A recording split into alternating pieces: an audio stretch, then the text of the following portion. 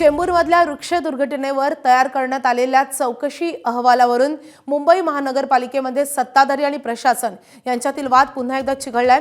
चौकशी अहवाल सत्ताधाऱ्यांनी फेटाळल्यानंतर आता तो नियमानुसार संबंधित समित्या आणि लोकप्रतिनिधींसमोर सादर करण्याऐवजी थेट माध्यमांमध्ये कसा पोहोचला यावरून नव्या वादाला तोंड फुटलंय।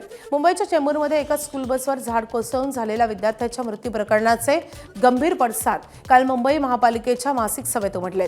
या दुर्घटना प्रकरणामध्ये चौकशी समितीने महापालिका अधिकारी आणि महापालिकेच्या उद्यान विभागाला क्लीन चिट दिली आहे।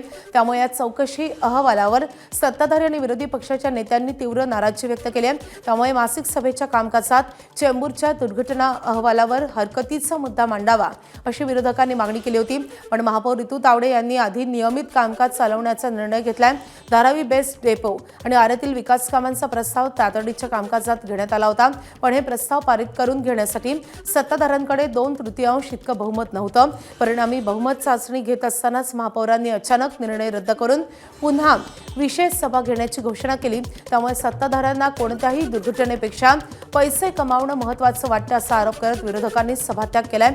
त्यानंतरही विरोधी पक्षाच्या नगरसेवकांनी महापालिका मुख्यालयामध्ये आंदोलन केलं। स्थायी समिती अध्यक्ष प्रभाकर शिंदे यांना त्यांच्या दालनाबाहेर विरोधकांनी घेराव घातला। महापौरांचं पण मला काय कळत नाही, या दुर्योधनचं ऐकतात की अजून कुठला संजय विंजय माहिती नाही। त्यामुळे मला वाटतं संवेदनशील जी होती विषयाची त्याची धारच बोथट करून टाकली आणि प्रशासनावर काही चाबूक दिसला नाही। तिथे अर्जंट बिझनेस दिसला।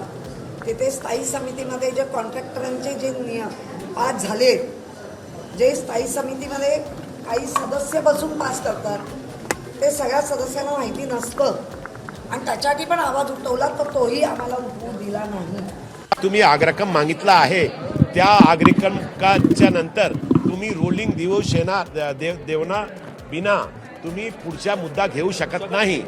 त्यामुळे आम्ही विचारलो त्यांना की MS तुम्ही आन्सर करा, जवाब द्या की खरोखर महापौर खरा आहे, बरोबर आहे की आम्ही बरोबर आहे। त्या याने MSने आमच्यावर बघितलं पण नाही आणि ते गप्प झाले आणि विषय ते पुढे झाला। म्हणजे आज विरोधकांनी सत्ता पक्षाच्या अर्जंट बिझनेसच्या विषयावर त्यांना पराजित केलेला आहे।